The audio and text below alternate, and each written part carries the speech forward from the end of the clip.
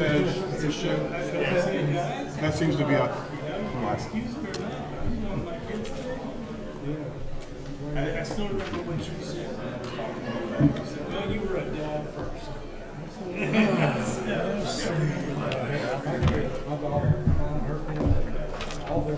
Not too big. That's good. Full house tonight. Huh? I did. I said it's a full house on it. Oh, so they're all in the office and then, oh yeah, in the car. They're called saying.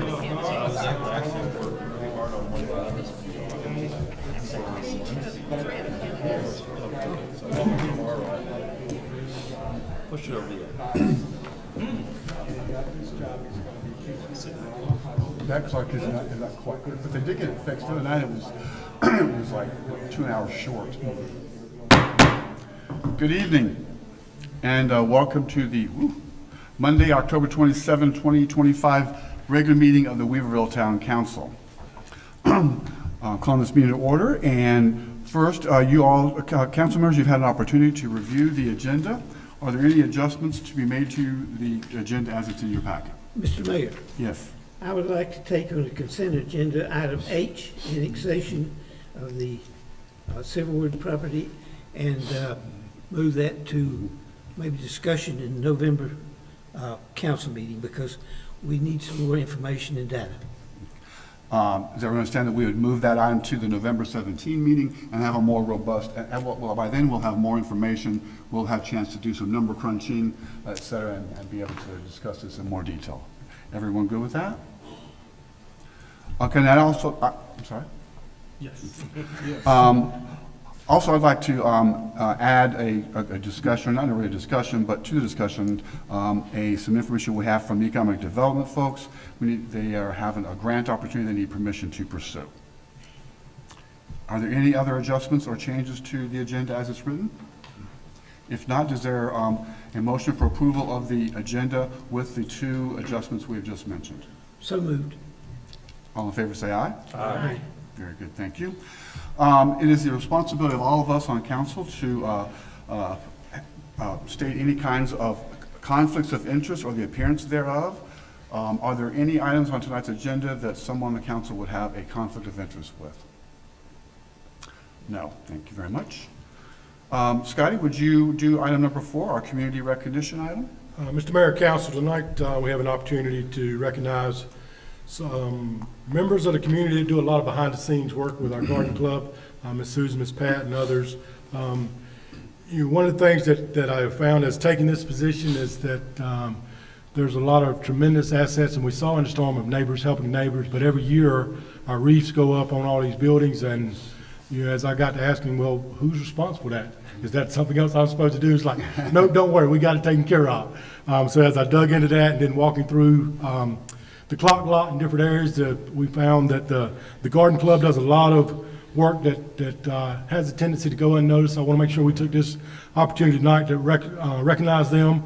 Some of the things they do is they maintain the gardens at the Main Street Nature Park, as well as including the Island Garden, the pollinator area, especially with us now fixing to install the butterfly for the trail there, and then, so it'll have another little pollinator garden with that. So they are instrumental in the efforts that they make, not only from the reef standpoint that I'm so gracious that they do, so that I don't have to decorate them.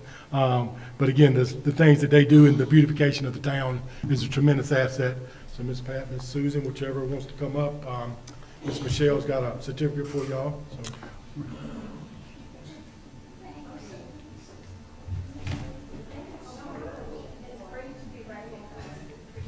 Yes, ma'am. We appreciate what y'all do. So.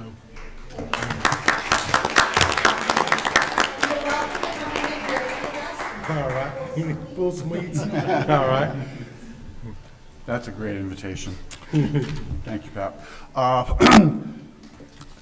Item 5 is this evening's consent agenda, and Manager Harris, would you go through the items that are in the consent agenda? On page 3 is your September 22nd Town Council regular meeting. On page 8 is the tax collection. To date, we've received 14.15% of the town's property tax. On page 14 we have is a budget amendment. There was some discussion about the Weaverville, California donation. I reached out to the school systems, asked if they had any items that they would like for us to purchase for them or how they would like to move forward. The agreement has been that we're going to split that donation between the two schools and issue them a check, and some of them would like to apply it to some T-shirts for their students. One of the schools would like to apply it to some other means that they're looking at doing, so we're going to split that money since it come from the children at Weaverville, California, felt that that was the best place for it to go back to was for the schools in itself. On page 14, that was for that one. So on 16, a budget amendment. On those figures, it's preliminary audit work. As you'll see, there's transferring numbers for fiscal year 25, transferring the capital reserve funds of $525,000 that was set aside to the fire truck purchase, $18,503, and $12,300 to our general fund, to the water fund, and the fire fund respectively. And then on the capital reserve fund and water closed out at $384,154 transferred to the water treatment capital project. And then from the general fund to the rec complex, $52,634 to finish out that project. And again, those are from the audit and some preliminary audit work in that. And when Tanya comes up to do the finance report tonight, she can answer any questions you have on that aspect if there are questions. Moving along to page 18 is a road closure for our holiday parade. And I'm happy to announce that talked with Mr. Doug Jackson, our council member, and he will be our grand marshal for the holiday parade this year. So we appreciate all the effort that he's put in and be honored to have him serving as our grand marshal. Do you have a Santa outfit?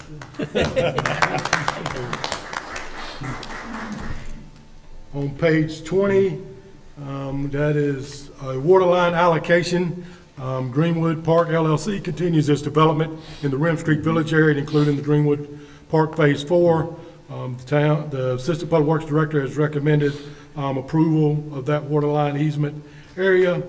So that is in the consent agenda item. There's the plot shows in there, and also set aside water line repair guarantee of $5,000 to cover any defects that might be discovered within a 3-year of our acceptance. Moving along to page 22, that is, you pulled that from code setting public hearing on code amendments for our planning board. Council's asked to set a public hearing on the proposed text amendments at our December 9th, 6 p.m. meeting here in council chambers.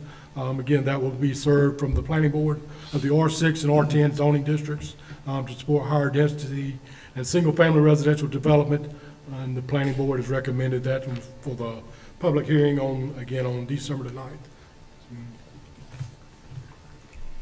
Page 20, page 53 is We pulled that out. pulled that out of the agenda. So, and then page 72 is our street paving project. Is the proposed, we've added a change order to this for paving of Hamburg Drive to the contract of a cost of $29,634.50. The attached change order changes that and adds 15 days to the contract for time to do the additional work. This adjustment still falls within the original budgeted amount. That is it for your, and on the final item on your consent is the changing of the meeting schedule. Moved to regular meeting schedule for Monday, November 24th, which is Thanksgiving week, to that Monday, November 17th. And then have the option of eliminating the workshop, which is currently scheduled for 11/18. However, if you want to do the workshop for the consent agenda that you moved, we can do it that night if you need to do that. Again, this is as far as our swearing-in ceremony, that would take place at our town council's first regular scheduled meeting, which will be December the 15th, and is recommended as the organizational meeting at that point in time. And then our newly elected officials will be sworn in, and the vice mayor will be appointed then. So that's within our rules of procedures, and that's it for the consent agenda. Thank you. Are there any questions for the manager regarding the consent agenda items? Thank you very much. Scotty, if you would give us your town manager's report, please. The first thing I'd like to do in our manager's report is introduce our new public, I'm sorry. You have to approve the, Oh, thank you very much. Is there a motion to approve the consent agenda? So moved.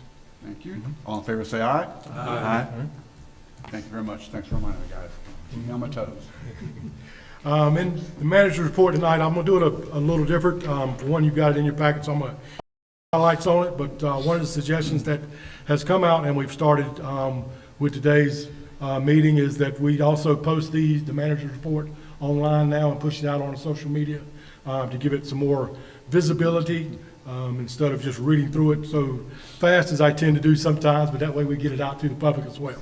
But one of the things I want to do tonight is introduce Angela Reese. If you'll stand up, please, ma'am, as our new Public Works Director.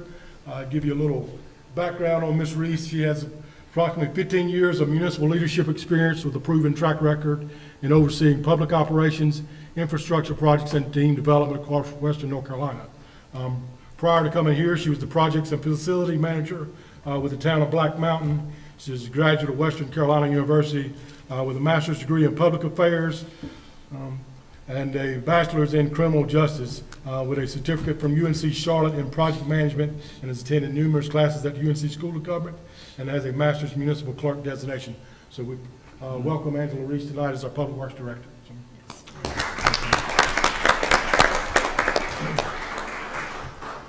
As I mentioned earlier, that some of the feedback that came with us now posting the community conversations with the manager, we held that meeting Tuesday night last week, had approximately 20 people attend that session, offering some good feedback and looking at ways that we can be more engaged in the community, not only hosting those once a quarter, but getting out to some HOA meetings. So as far as engagement with some other officials, this past week I met with Ryan Cody, the new administrator at Marshville. We talked about some resiliency with water lines and them the possibility of purchasing water from us, as well as I met with Seth with Woodford Water Authority and talked about some resiliency process there. It was a very productive week last week, meeting and trying to plan for resiliencies. Population estimates with the last census data tipped just over 5,000. I know we're looking at stronger numbers than that based off of doors coming on plots that are already approved. But as far as our official numbers on the census data, we just saw those numbers just over 5,000. Duke Energy will be in the area performing work, and they will be providing us a schedule, but they've started some work. They've been asked to wait for the downtown area till after the holiday season, so we will be pushing out information on that whenever that occurs, but there will be some lane closures that will be conducted by them. I'm insisting on that.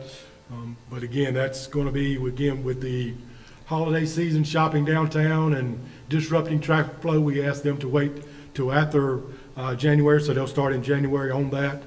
That way we get through the Christmas and the holiday season for our residents and tourists and visitors downtown. Speaking of the holiday parade, sign-up sheet is up on the website, with the holiday parade being the first Saturday in December, which will be December 6th this year. You can see in the packets from the water wheel restoration how it's gone up. We are working on some decorative fencing to go around there and some other items. Duke has been down there to assess about running some light down there for power and to give us some more visibility in the nighttime hours and secure that area. The Davy Tree Group has come in and done an assessment. They started this weekend with some trees that had to be removed. They removed 2 down at the Lake Louise area that were damaged from previous lightning strikes.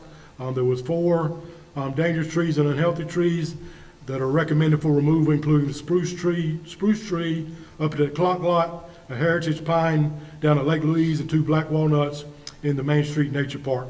So we do have the grant funding that they will be taking care as part of that project. Public restrooms. We have talked about this for multiple times. We're looking at areas in the clock lot for installing the public restrooms there. And that's, as you'll see in your strategic plan, that was given a high priority from not only the community, but those that had provided some insight with our goals on the strategic plan process. So we're looking at the rooms there to be installed as ADA accessible with restrooms in a central location. Again, staff is still working on some design and cost estimates and we'll look at a bidding project, and hopes to begin that project after the first of the year.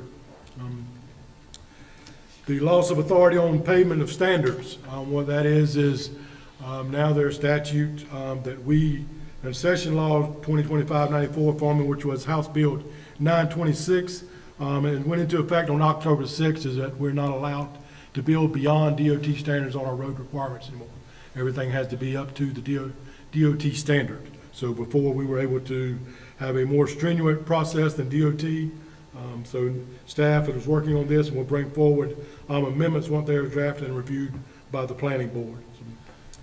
So let me sure I understand, Mr. Guy. So they're saying is we can't have standards higher than the state? Correct. Well, that changes a lot for us, doesn't Yes. it? Yes. Fire truck and repair, we're still waiting. As you were made aware, about a month ago, we had a fire engine that caught on fire on a call one evening. The insurance adjusters have been out and looked at it. We're still waiting for their final report. But as you know, there is a significant lead time on purchase of custom fire apparatus. So we are waiting that and hope to move forward with that and get some feedback from the insurance and auditors soon to figure out how we move forward with that, whether it's determined to be a total loss or whether it's a repairable item. So, on the county fire tax district, the county continues to have meetings every 2 weeks with our fire chiefs to discuss the range of the fire tax in itself and what that looks like. As you know, there's a range right now from 9 cent to 22 cent. They're talking about everything from staffing models to minimum pay to response times. So they're looking at a wide variety of this and with that on how to fund it and what that encompasses and what it looks like. Again, that's the chiefs have reached out to several other counties that have implemented this, asking for feedback of what worked, what didn't work, and are discussing that in those county meetings. On our capital improvement projects updates, Appalachian Site Works has begun a water line replacement in the Stony Knob area. C&T Paving is actually working on projects to paving. They've completed College Crescent, Harbeck Park, and Sunset. Work on Lauren, Hamburg Drive, Oak, Wimlet, and Waterleaf is still remaining. Our water treatment plant generator gas conversion project. Pre-construction meeting was held on October 23rd with work to begin in the first part of November. The project permitting is finally moving at the state level, and we hope to have a final permit approval by the spring of '26, with the project under contract by July of '26, with an anticipated 12-month construction.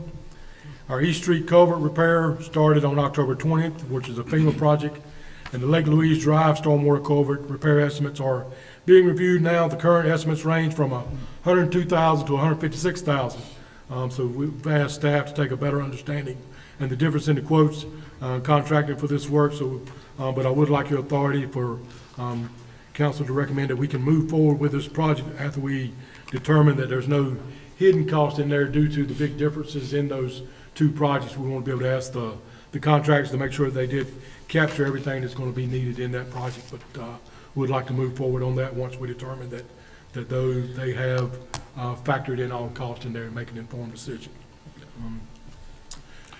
So then the fire station stormwater and pavement project, that repair has been completed, which is, you know, that's from the sinkhole that occurred in the apron in front of the fire station in the base. The School of Government class, I was awarded a scholarship last year and had to postpone that due to hurricane striking this area. So they allowed me to come to this year's cohort in 2025. They moved the scholarship back to that, but it's Leading for Results class at the School of Government. And I will be attending that class. The first week will be November 10th, with the second week being the week of December the 8th, attending class at the School of Government out of the office at that point in time. So your upcoming meetings and events, November 11th is our Veterans Day. Town office will be closed. November 17th is Town Council's regular meeting. December 6th is the holiday parade at 11 a.m. On December the 9th is our council workshop meeting at 6 p.m. And December 15th is our Town Council regular meeting, and that'll be the organizational meeting with the swearing in. So, and that's it for your manager's report, sir. Thank you. So with regard to the class you're going to, you'll be back by the meeting on November 17th? Yes, I can zoom in if you would like, sir. Good, you're glad you'll be here. And with regard to the Lake Louise stormwater culvert repair, Am I understanding you want approval tonight for that, or you want to wait until you get more exact? I would like the approval to go ahead and do that. We're still gonna go with lowest bid, but do it the two differences in there. I wanna make sure that somebody didn't miss the mark on something and we get, caught off guard at the end of when the final payment does come due. Does anyone have any questions regarding this repair job?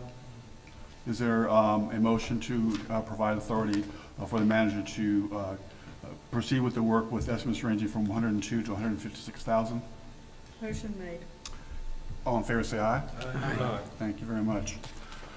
Any other questions regarding the town manager's report? No. Next, we'll move into item 7 on our agenda, which is our general public comments. We do have some people who want to speak this evening, and we look forward to hearing from you.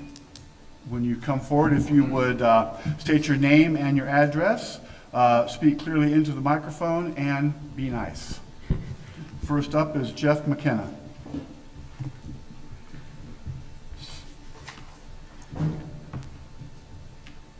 Hi, Jeff McKenna, 30 Yost Street.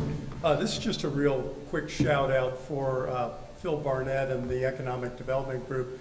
I believe Phil's scheduled to give you all an update, so I'm not going to take away from that. But, you know, just in a few years ago, when things would come up like economic development, like who's going to call on businesses that want to come here? How are we going to help promote a company that needs some assistance?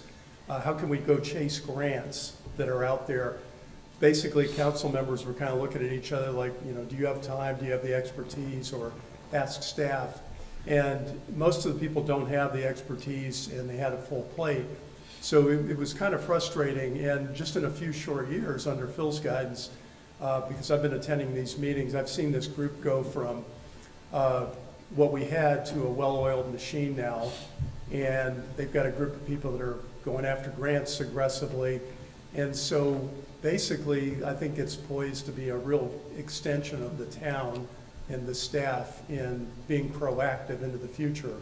And so I'm very excited to see that. And there's been a lot of hard work. The people that are volunteering, they're in their careers doing things like business development and marketing and graphic design. So they're giving their time because they care about the town, like everybody does. And I think it's a big missing link that we had, and I'm just real excited about the possibilities. So thank you, Phil. Thank you, sir. Next up is Andrew Nagel.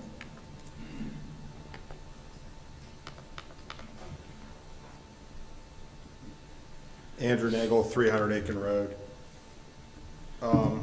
So after the public comment, our Buncombe County tax assessor is going to give us a presentation. And I would ask these questions after the presentation, but I can't because public comment's before it. So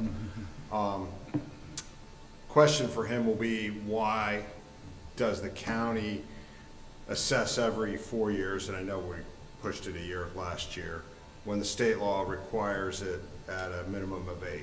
So why does Buncombe County choose to do it at double the timeline compared to the state requirement? I think I know the answer, but it'll be interesting if he has an opinion on that. Second question is going to be what has he used? Has he used the cost approach or the sales comparison approach? And I think I know the answer to that, but hopefully he'll answer that. Lastly, especially with Helene last year, I'm hoping that everybody's tax values go down, not up. So I find it bad timing that we're doing it again, and I think we should have pushed it down the road again. But I know last time they did it, Patrick got hit horribly bad. I think his went up 50% or some crazy number. Yeah. And the town was well over 10%. And we lowered the effective tax rate to try to balance that. But I sure hope we don't see the same increase in valuation as we did 5 years ago. So thank you for the time. Thank you, sir. Mr. Krager, if you would address those questions when you make your presentation, that would be helpful. Next is Darla Letourneau.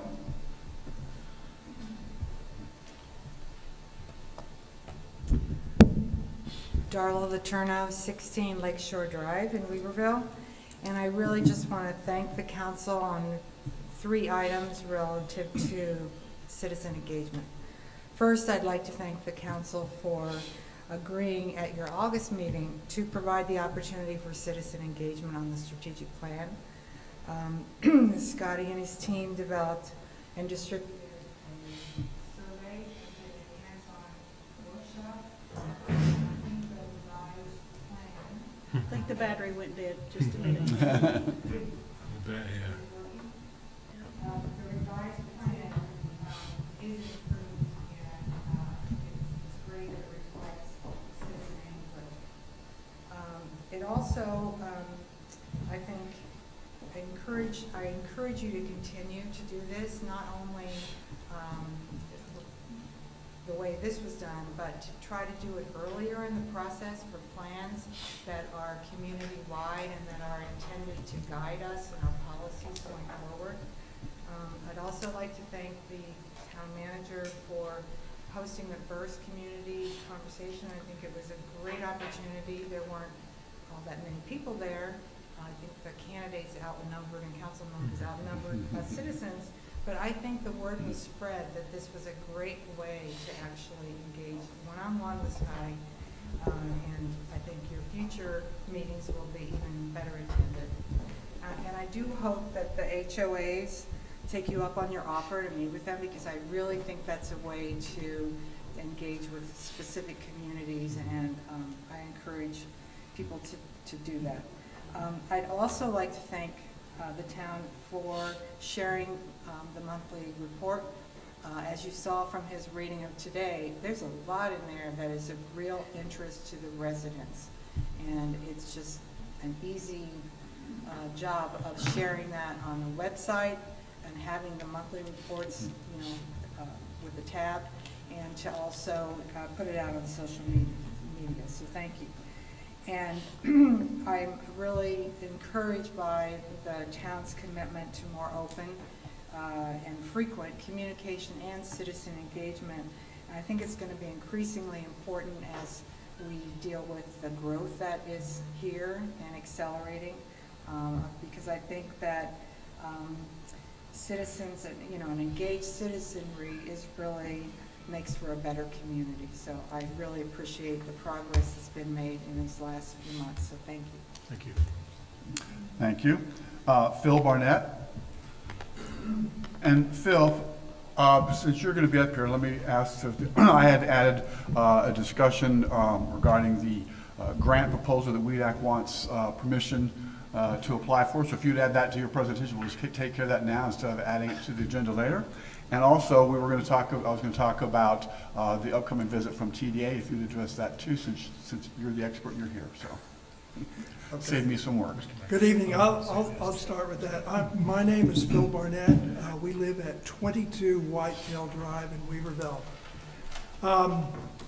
As you heard from Jeff, the Weaverville Economic Development Committee is maturing, and we're happy to report we have a new grants committee that is volunteer. They're not charging us anything to write grants, and we're wanting to take advantage of that, which is really a great step forward.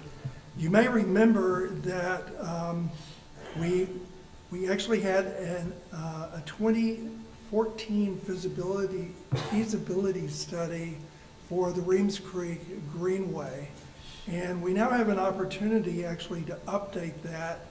And that application is going to be due December 30th. So we've been working with Mr. Eller to prepare the application package for approval on the 15th. At least during your next meeting, we'd like to get feedback from you and approval to submit it. We don't have a cost estimate yet, but there's a 20% local match. This is coming from the French Broad MPO. They actually have a $500,000 budget, but it will be divided between two projects, and we're hoping to win one of those. We understand that funds were set aside by the town approximately on the order of $12,000 back in 2017. And we're hoping that those funds are still on the shelf to help with the match. So you'll be hearing more about that. I wanted to give you also a quick update.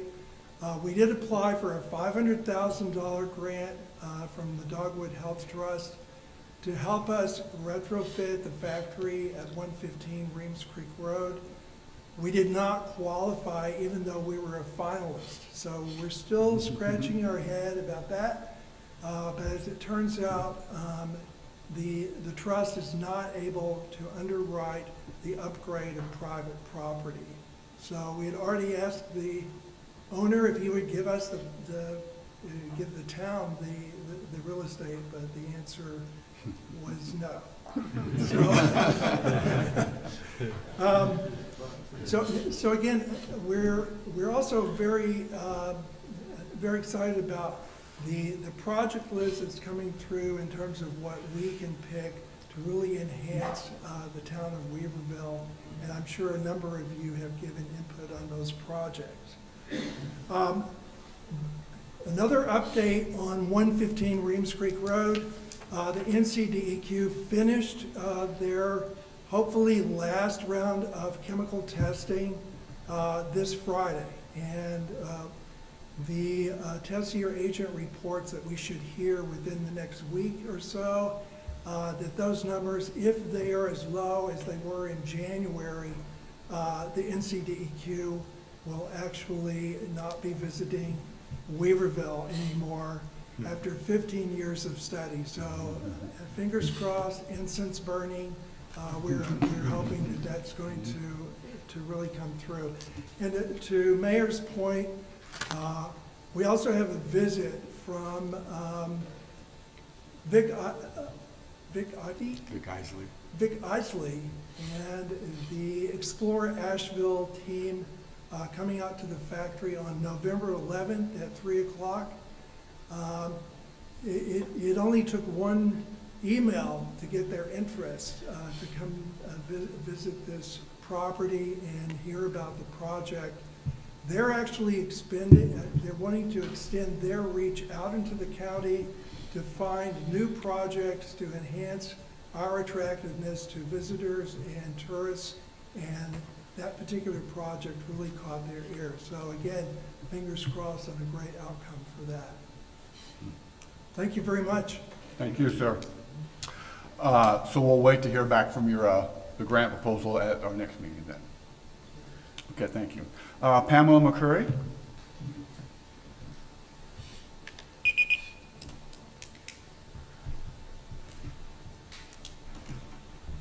Hi, I'm Pamela McCurry. I live at 40 Ray Hall Road in Weaverville. So we're outdoor at North Michael High School.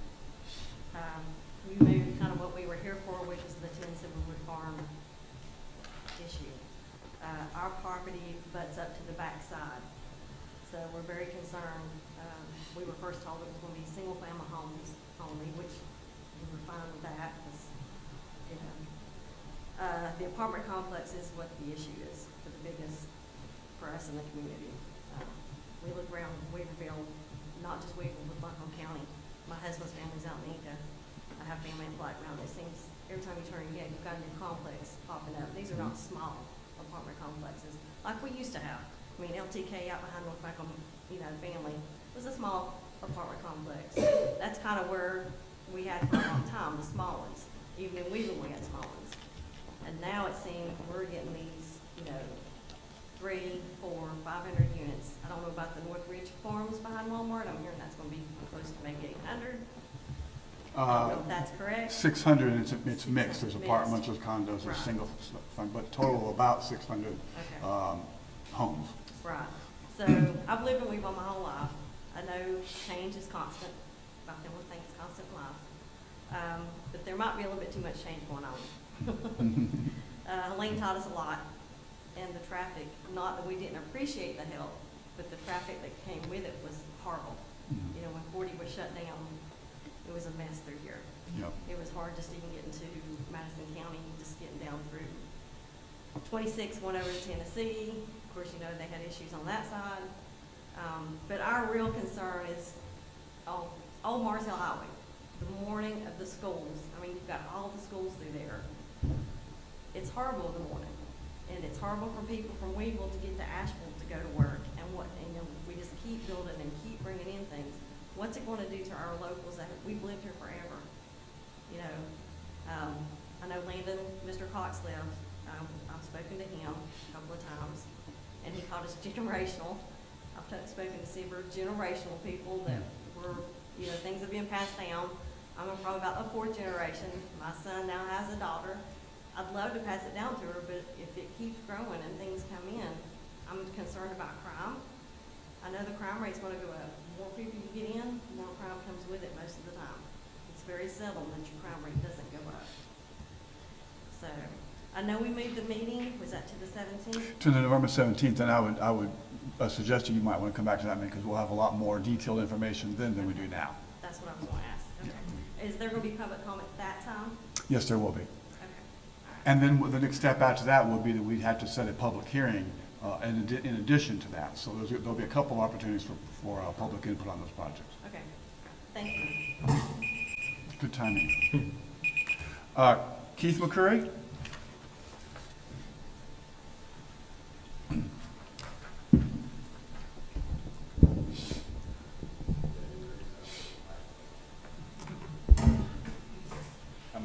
I'm pretty loud, so.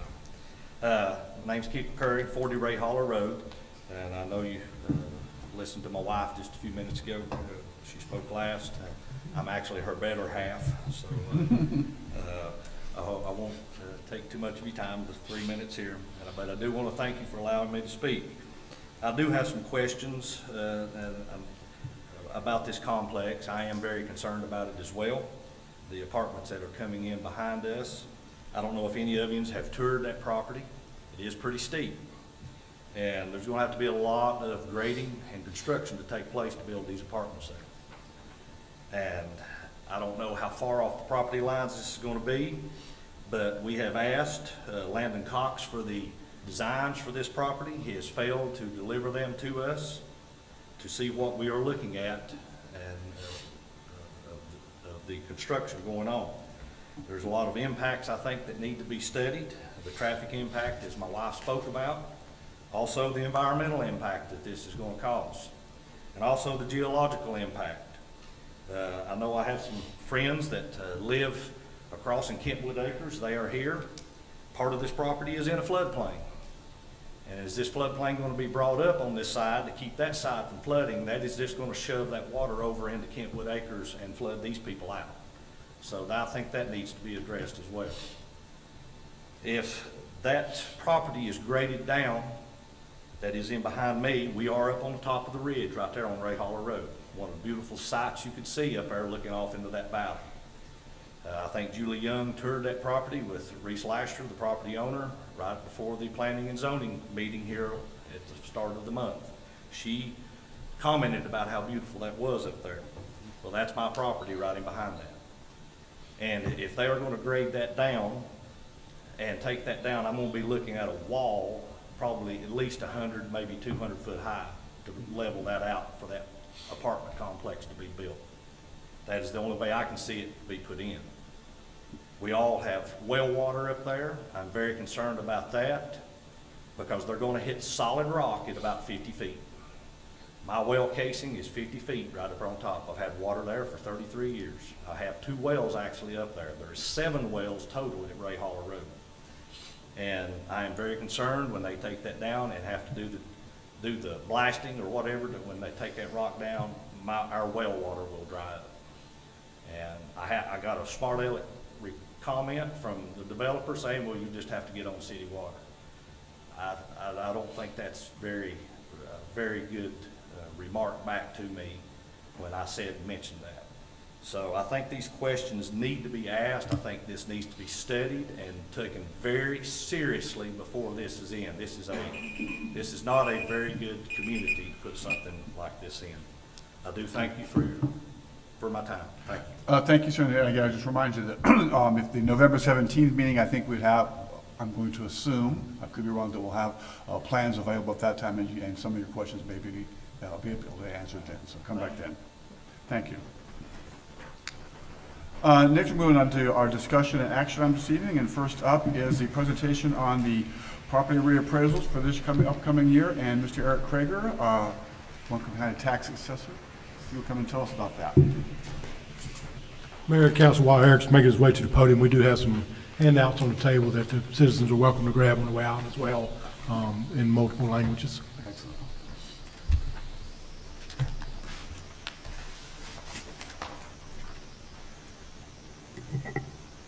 All right, testing this out. One more. Never fails, I always mess this up. So, I want to thank this council for having me here today. It's my first time being here. I'm Eric Kreger. I'm the property assessor for Buncombe County. It says interim on the slide there, but I actually was appointed last month, so I need to update that. So I'm here today to talk a little bit about reappraisal, answer any questions you might have as well. And if I can't answer them here on the spot, I'll get those answers for you all. I'll send those via email to Mr. Harris here and distribute it. But anyway, I have a few slides. So what is a reappraisal? Reappraisal is the process all 100 counties in North Carolina go through to revalue all commercial, residential real estate, vacant lands, all that. So every county in North Carolina is required to do it every 8 years, but Buncombe County does it on a 4-year cycle. Most counties in North Carolina actually do it on a 4-year cycle as well. We elected to do so. I don't remember the year. It was before my time with the county. I've been in the county 10 years. So we've been doing it for quite some time. Most counties do it that way. Some are actually mulling over doing a more frequent reappraisal. So Buncombe County does it every 4. We were due to do one on January 1 of 25. Of course, we pushed it a year due to the lien. So now we're due on January 1, 2026. Now, general statute tells us that we must appraise at 100% of market value, meaning what does that property sell for? Properties like yours sell for in an open market, and that's how we come up with our reappraisal value. Now, why do we reappraise? Well, we have to this year because DOR sent us a notice on January 1 of 23, said you must do a reappraisal by January 1 of 26. Okay, that's a 3-year notice. So what happened there is there's a range of acceptability of quality data for the assessment office. We fell below 85% assessment level. So we were actually, in January 1 of 23, we were at 70% of the market value. So our last reappraisal was January 1 of 21, and we all know what happened. COVID, the market ticked up, and we fell well below that threshold of acceptability. We received that notice. So now, one of the other reasons we do a reappraisal is for equalization, fairness. You know, I think in my mind, a typical home, a 3-bedroom, 2.5-bath ranch house, well, that's going to be worth something here in Weaverville, but it's going to be worth something different over in Bent Creek, in Hall Creek, you know, in South Asheville. That's what reappraisal is about, is taking those properties, commercial, residential, setting them at market value to re-equalize. Okay. Now, so mass appraisal. We reappraise using the method called mass appraisal. We do not have the staff. It would take several hundred folks to do a fee appraisal on all 135,000 properties here in Buncombe County.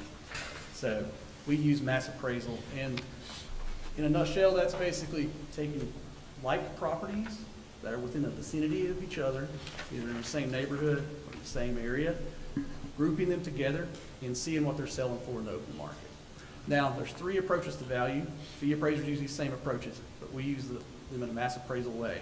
So there's 3 approaches to value. You've got your cost approach, which is for your unique properties that do not sell in the open market, like this government building we're in right now, churches, those kinds of properties. Those are on the cost approach.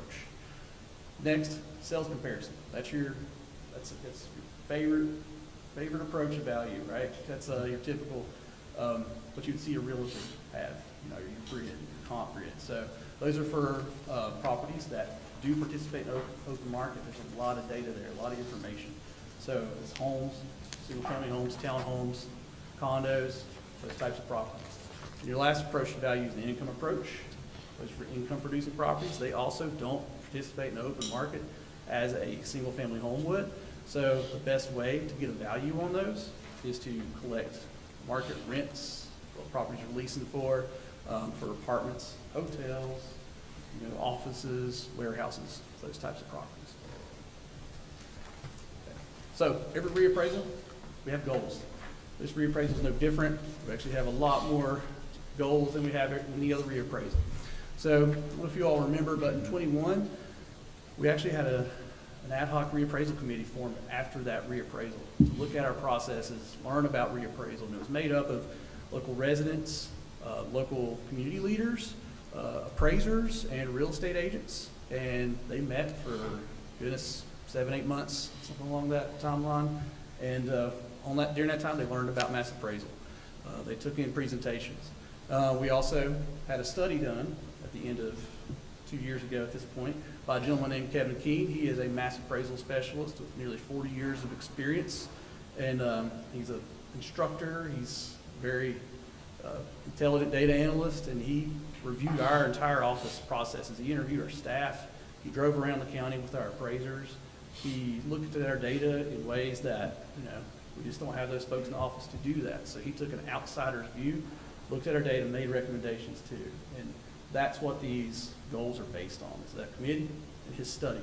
So basically, they all fell along the same recommendations. Okay, so it's about staffing, it's about training, our data quality, and outreach. What I'm doing here, education, outreach, getting out there, making sure we're available to our public to have conversation with us. So some of the goals that we have here, I'm just going to touch on a few of them. If you have questions about them, I'm happy to go back and pull these back up and talk about it. So outreach, education, try to get there to the community, get on social media, be available to talk. Actually, you can contact our office and request that I come do a presentation like this here, or go to an HOA meeting or a community meeting and talk to our public. So another one is, one of the big ones up here is we actually have appraisers assigned to modest and luxury properties. So we've created an appraisal area for luxury homes. We also have pulled apart the more modest properties, making sure we're valuing those fairly. And also we're transitioning over to more data modeling, which is something Kevin Keene really stressed, that it's essentially moving that direction, become more technical, more advanced in our analytics and our GIS, our mapping, all that stuff. So we've been working on that since 2021 anyway. He's helped us expedite that process. So we have a lot of long-term, short-term goals. They surround around data. And we've also employed more staffing. We were able to add 5 positions since 2021. And they weren't just appraiser positions. We did add those. We needed more appraisers. But we actually have a data team now, a data analyst, a reappraisal analyst. I was actually a head of one of those departments years ago before I got into this position. So we have made some vast improvements since 21. I think we're going to see the higher quality reappraisal. I think we did a great job in 21 as well, but there's Kevin Keene's study, which is available on our website. You can go read that. You can see his review of our 21 reappraisal and all of his recommendations.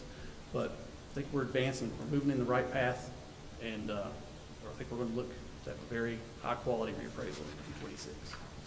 Now, so what you need to know about reappraisal is if you own property in Buncombe County, your value is going to change. Okay, so I just want to get that out there and say that. So, reappraisal is the revaluing of all real estate. Again, so, but what you see here in this chart, I want to share with you all. This is the taxable value in Weaverville over the years, right? You can see the 2 reappraisals, 2017 and 21, that jump. But you can see year-over-year change in that chart. So what that is in between reappraisals, due to construction, new construction, improvements on properties, subdivisions being created, your taxable value can increase. Your taxable value can change without a reappraisal. But why the reappraisal is so drastic is that we are considering sales. We're considering what the market's doing in a reappraisal. We don't do that in between reappraisals. We track it, but we don't change folks' value based on sales that happen. So this reappraisal is based on sales that happened after January 1 of 21 to the end of this year. So the reappraisal for 21 was what sold after January 1 of 2017 to January 1 of 21. So that's why that jump can be so drastic in a reappraisal. You're frozen in time. So one of the things I like to say is today is January 1 of 21 in our office still. So you build a home today, it's valued as if you built it that day. Okay. So, and I was trying to kind of address one of the gentleman's public comment earlier. So that's why we do it. Right now, we're kind of frozen in time. So we're trying to keep up with the market as required by the Department of Revenue. Okay. So also reappraisal, one of the things we hear a lot, but it's not a method to increase revenues. Okay, DOR just requires us to set a market value. That's just one piece of a property owner's tax bills. We only supply one piece of that. The other is the rate. So what we do is we report taxable value to the municipalities and all the districts in the county, and budget offices and boards like this one. They set the tax rate, and that creates your tax bill. Now, one thing too I want to mention as well is our office will report area-wide, county-wide median ratios, meaning what the percentage of increase will be in every area. They'll see that information out there. But just because we say an area of the county is going to increase by 5% or 10%, doesn't mean every property is going to increase that much. So your individual home or commercial business might increase 20%. It might go down 10%, or it might stay very close to what it was. Now, what I also want to get the word out about is what can we do right now? Now, I want property owners to go to tax.buncomnc.gov. It's really simple. You can look up your property by your name, your address, go to it's called your property portal, go to your property record card and review that data that's on that page. Review your record card, because if that's not right, if that's not accurate, we need to know, because if we have bad data on your property, you're going to get a bad value. So I'm out here trying to make sure that everybody knows that, they're aware. It's really important to check that site. It's very easy, it's mobile friendly. Get on there and look at it. You can also request a change to it on that site. But one piece too is I just want our residents and our commercial business owners to communicate with us. Review the record card. If you see something wrong, talk to us. Now, in February of next year, all owners will receive a notice of value after reappraisal, okay? So on that notice, you're going to see what your value is, of course, but you also see pieces, the components of what make up your value, your square footages, your acreage, those kinds of items. You'll see that on there.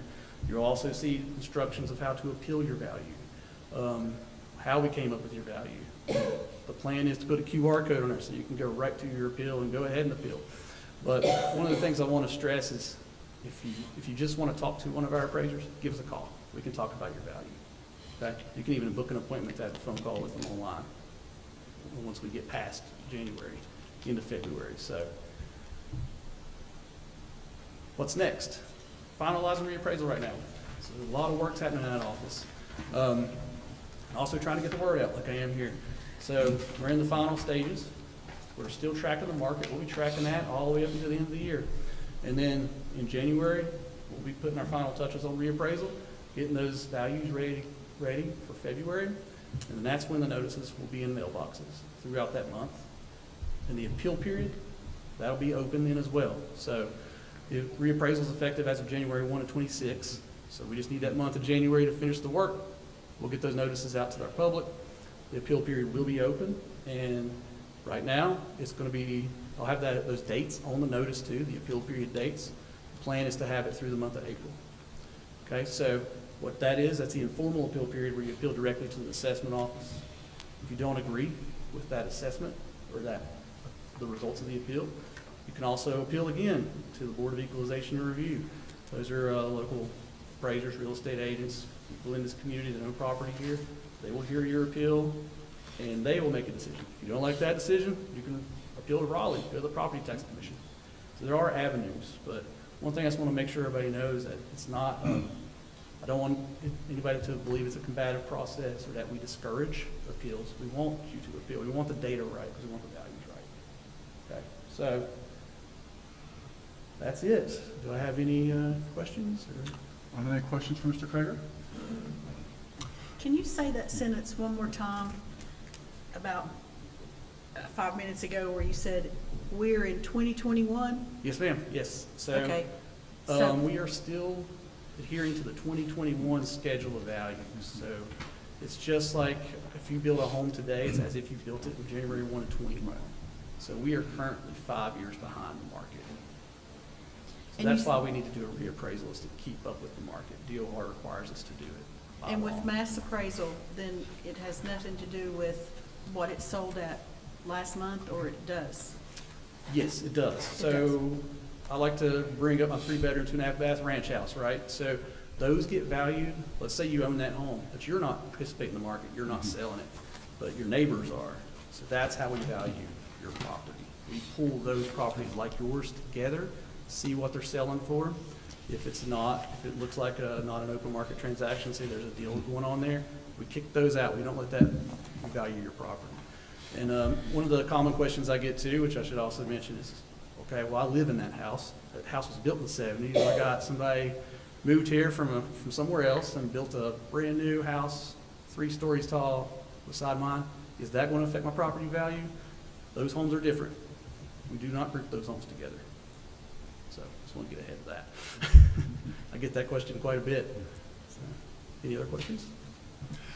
Yes, so make sure I understand, on your chart here, you show that in the 2021 reappraisal, Weaverville had an, I assume this is an average increase of 21% in value? That is actually the overall taxable value increase. So if you look to the left there, that is your overall taxable value that the assessor reported to your finance director. Right. Okay. Yes, sir. Because actually in the 2021 reappraisal, if I remember correctly, the average home in Weaverville went up 32%. We had the honor of being the biggest increase in the county, an honor we hope not to repeat this time. Yes. Another question, so many folks in town had damage to their homes because of Helene, trees falling on roofs, porches, et cetera. So are those home improvements, which were paid for mostly by insurance, is that going to have a negative effect on people's reappraisal value? So what we did for Helene, I'll just touch back on that. What we did in Helene is we went out and visited best we could every property that was damaged. 5,000, 5,500 parcels, if I'm not mistaken, throughout the county. And we actually adjusted values down for this year's billing cycle based on the amount of damage. Mine went up. Yours went up? Yep. We can talk about that. Happy to have the conversation. However, to answer that question, is we did adjust those values down. We are checking those. I do have field crews going out right now, and they're going out looking at all the Helene damaged parcels, getting updates on them. If they're still damaged, we're not going to take off the damage adjustments that we did put on them. But it's all about the market. So those homes, they will have a base market value based on what is selling home that's grouped with that home. And if there's still damage on it, there will be an adjustment down on that.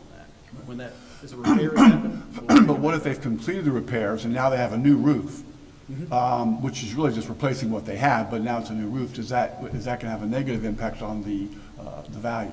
A negative? No, sir. Or is someone going to get a higher value or a higher appraisal because they have a new roof? No, general maintenance, things like those, replacing roofs, those are considered to be just part of your base value. We do not increase. If you say I've replaced all my roof, we will not increase your value based on that. Okay.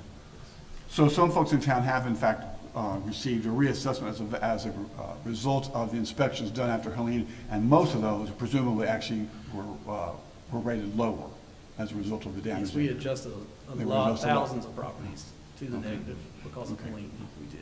And we can do those Keep in up the between good work. reappraisal. We can do those in between reappraisal years because that is something that happened to the property. We are not taking market data into consideration. Okay, and we also do it to the north. You get a permit and you renovate your home, your value will change that year. It will. So. And in the last reappraisal, there was a lot of criticism that luxury homes were being undervalued by the assessors. And of course, if luxury homes are being undervalued, that means everyone else's homes are being overvalued, or at least they're paying a disproportionate fair share of their taxes. Equalization. That's So I right. know the county commission at that point directed you all to make some corrections. Can you describe to us what the result of that is? Absolutely, and I have some slides from previous presentations at the county I'd be happy to share with you all as well. But what we did is we created a luxury property appraisal team, and that's actually in the Keene study. He recommended the same thing. We were already working on that, trying to get that in place. So we, at one point in time, had one appraiser assigned to it. We have now adjusted that to make it a team approach. So we have a luxury team, we have a reappraisal analyst, we are reviewing that market data. Those properties can be so unique and difficult. Each sale on a property, it's a luxury property. It's it's multiples amounts of time as it would to take a home like mine and review that property sale. You know, there's so much detail, so much uniqueness there, so it requires more time by staff, but we are addressing that. We're working on that. And we are seeing more market activity in those types of properties since the 2021 reappraisal. Because 2017 to 2021, those were the sales that were in place for that reappraisal, and there was not as much luxury market activity as there has been over these last 5 years. So I'm going to assume then that many of those luxury properties that were undervalued have been reassessed or will be reassessed this time, Yes, and presumably at a much higher value. Accurate, Dr. Market value, that's my goal. Market value is the goal. Regardless of the approach, market value is the goal. So, Another question. If geographic proximity, because one house might be much larger or more luxurious or newer than its next door neighbor, is not used, what is the grouping criteria? Is it more square footage? Is it, what would the grouping criteria be if it's not geographic?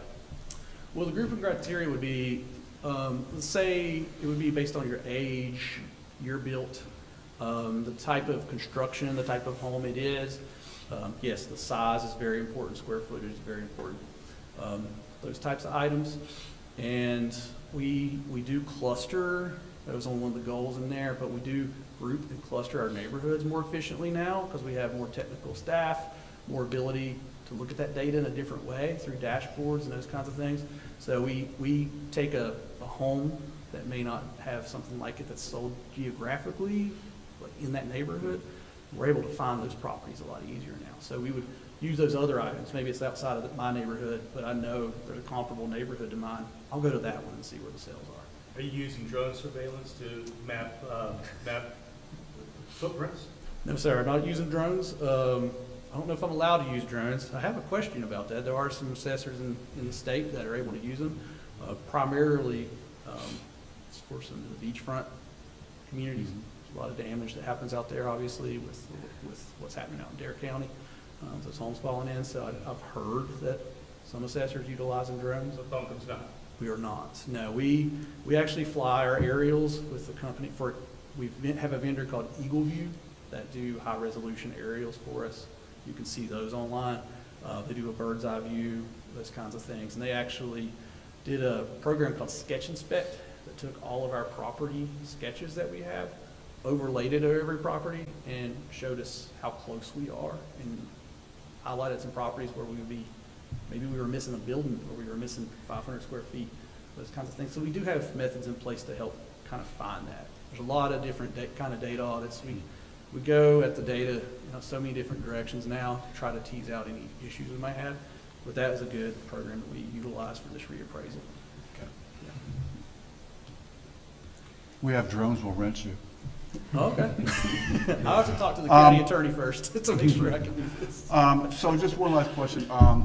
So folks in town who received a reassessment and post-Helene reassessment, their homes are going to be reappraised in this appraisal anyway, so they're going to get a new appraisal, correct? Yes, sir. Everyone will get a new appraisal.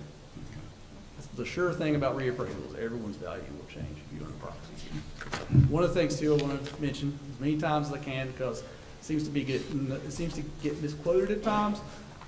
The assessment office looks at sales to value property, sales, market activity. That's what we use. We do not go to different parts of the county and say this area, this gets this increase, this gets that increase. It's all about what folks are paying for property. The state law requires it. Any other questions, Mr. Krager? Thank you, sir. That was informative. We appreciate it. Thank you all for having me. Thank you, sir. Next item up is the strategic plan draft and possible adoption. And you all have seen the strategic plan. We've had a public hearing on it and received quite a bit of public input via other methods as well. Manager Harris, can you give us an update on the status of the strategic plan?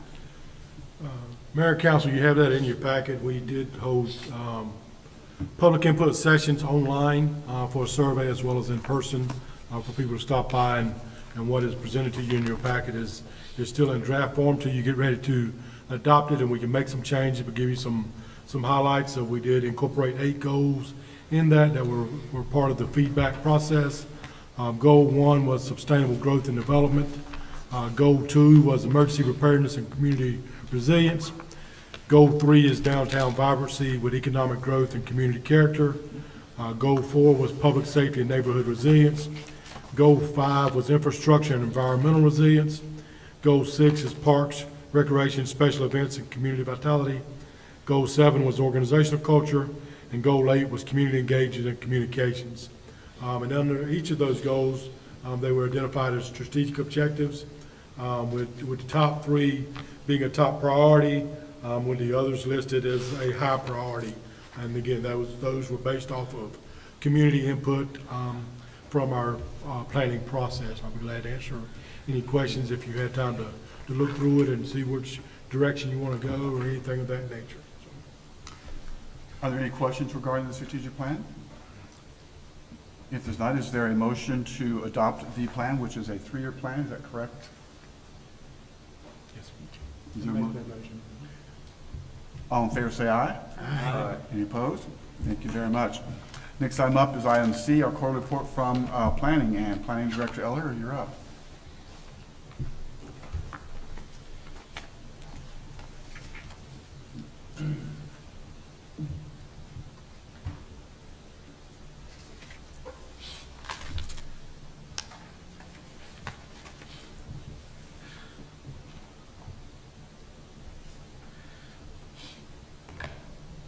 My apologies for the delay, just trying to get our screens in order.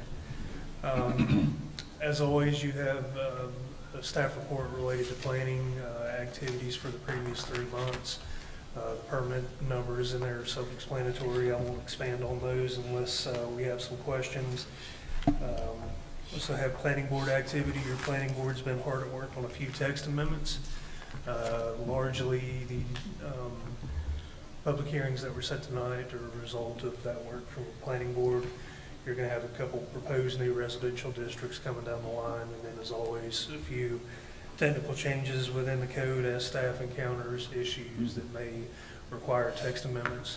In Manager Harris's report earlier this evening, it was mentioned House Bill 926 that has now become session law, and specifically how that relates to our paving standards. There will be some text amendments within Chapter 20, which is specific to development that will need to be made as well. So we'll be presenting that information to the planning board in the coming months for that upcoming required text amendment. Also in August, your Board of Adjustment, to the best of my knowledge, this was the first time this occurred. They had a meeting and an evidentiary hearing related to a vegetative screen buffer. What occurred is the Holston apartment complex was constructed first. They were required to install a 20-foot landscaping buffer.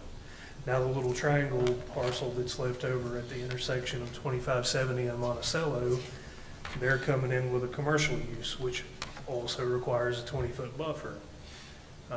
It's been on the code for as long as I've been here, but to the best of my knowledge, this is the first time it's been used, that allows the second person in line to seek the permission of the neighboring property owner to reduce that vegetative buffer, and the Board of Adjustment did see fit to grant that back in August it was.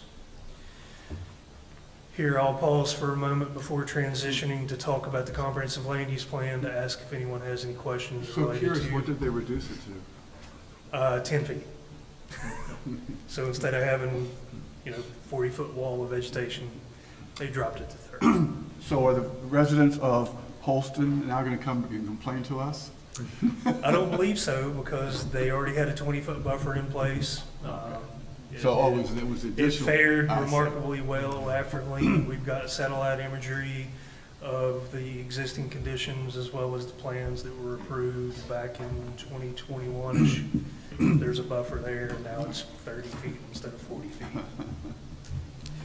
Any questions or comments about your staff report? No?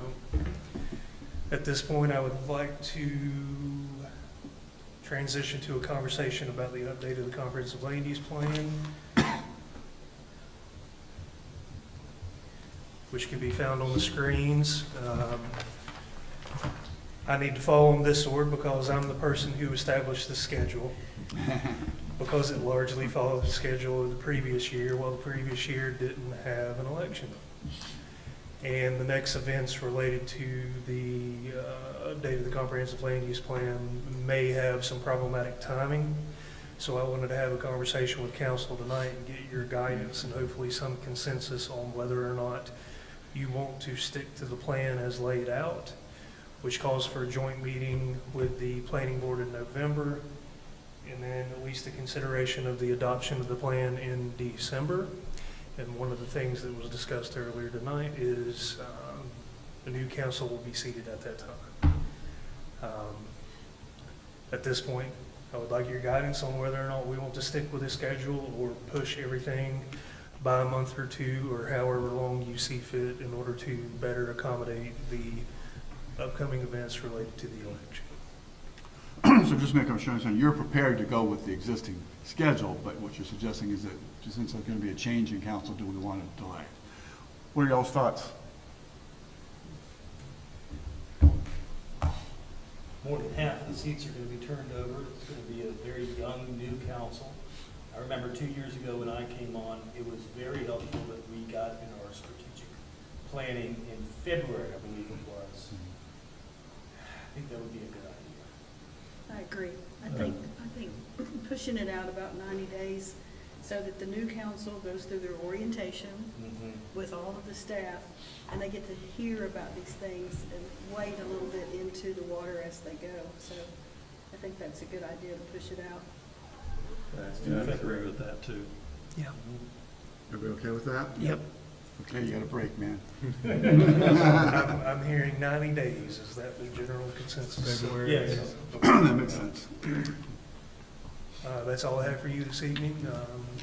One more opportunity to answer any questions or field any comments that you may have.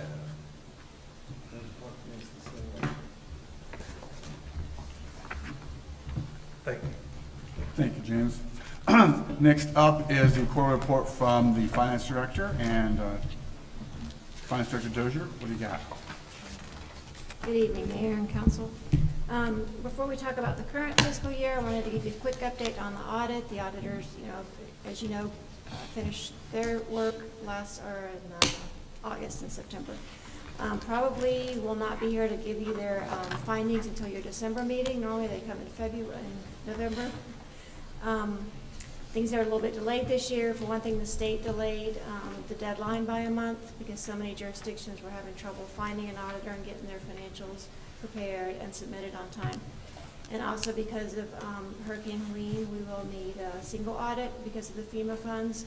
So that has to be part of our main audit, so that all gets presented together. So they will be here at your December meeting. But if you want to look at first quarter revenues on page 100, we're off to a good start. Our tax levy came in very close to budget. Of course, you know, we don't collect a lot of our taxes until second and third quarter of the year. Our sales tax is looking good. It's a little higher than previous year and really close to our budget number. Buncombe County Fire Protection looks a little off there. They accidentally overpaid us last month. And they're going to be taking that back in the next quarter, so that will all even out as we go along. The following page 101 are your year-to-date expenditures. Nothing out of the ordinary there. Following that is all the detail line by line by department. I wanted to skip ahead, if there's no questions on any of that, to our capital projects. Starting on page 113, we've had just a little bit of progress in engineering fees on the two projects related to the water treatment plant. But I wanted to take a minute to give you an update on our FEMA funds, because we feel like we're finally making some significant progress with that. So if you look on page 115, which is actually the last page in your packet, this is a report I downloaded off our FEMA website, which shows you all of our projects by category, the title, the process step, the best available cost, and then off to the right I've added whether or not we've actually received those funds or not, and the date they came in. So if you actually skip down to the very last project, I'll start with that because that's the debris removal, the expedited project. We received the 1.8 million, as you know, back in October of last year. They way overestimated that project. They had estimated 3.6 million. They expedited half of that to us, which is where we got the 1.8. The actual for that project was about 608,000. So we do owe the 1.2 million back to FEMA. That project has not been finalized yet, so we haven't paid it back yet. The good news is while they're waiting to finalize that project, we've had more money come in. So if you look at the column on the right, received by town, we've received just over $1 million from other projects. I hope you have the money in a money market while we're holding it. We're not allowed. Oh, are you kidding me? You cannot earn interest on FEMA money. So that's the status of the 1.8 million. If you go up to, I bolded the amounts that we have received, the 605,000. That's the Category B emergency protective measures. That's probably the largest project that we have. Those are our overtime hours. A lot of that was force account labor, staff labor immediately after the storm. The overtime cost, equipment rental. So every time we used a chainsaw, every time we used any of our vehicles, any piece of equipment, we were allowed to record the hours, and FEMA has rates for each piece of equipment. And then we request reimbursement for all of those equipment hours. So that was a big chunk of that as well. And then also some equipment that we had to rent, like generators and some cranes and things like that. So we did receive that 605,000. Right below that is the one culvert that you heard about in the town manager's report, where work has started on that. It was 93,000 for that. 234,000 was the big water line break under Reams Creek that cut off water to the south side of town. So we received reimbursement for that. And then 76,000 on the raw water pump station at the water treatment plant. So everything in the process step column, if you see pending, that could easily change. Those numbers have not been finalized. It has more review steps to go through. But if everything were to turn out in our favor, best case scenario, we'd be looking at receiving about $2.7 million from FEMA. And just keep in mind, this is in addition to what we've already received on our insurance claims, because everything was in, not everything, but our most of our equipment was covered by insurance that we have through the league, and that was about $160,000 that we received from the league. Any questions on? So, I know the single audit that we have to do for the FEMA funds isn't going to be too tremendous, but can we bill FEMA for that? For the audit? Not for the audit, but we can for all the grant administration work. We've got Land of Sky helping us prepare all of these. It's a lot of red tape, a lot of. And how about the water wheel? What did FEMA what was the final determination with regard to The water wheel, if you look at about halfway down the Lake Louise project, that's pending EHP review, which is Environmental Historic Preservation. That 107,000, almost 108,000, that includes the water wheel, along with a couple other small projects or small pieces in that Lake Louise project. So FEMA's not going to pay us for that piece? No, it's still under review. It's still under review. Still under review. Okay. Any other questions for the finance director? Thank you, Tanya. Appreciate you. Thank you. We do have a closed session for this evening, and Attorney Freed, would you give us the proper wording for that for a motion to do so? Yes, sir. Pursuant to 143, 318, 11A, 3, 5, and 6, going in for attorney-client communications, confidential personnel, discussion, and possibly amendment of an agreement. Is there a motion to go into closed session? That motion. Thank you. All in favor, say aye. Aye. We'll meet in the conference room in a few minutes, folks.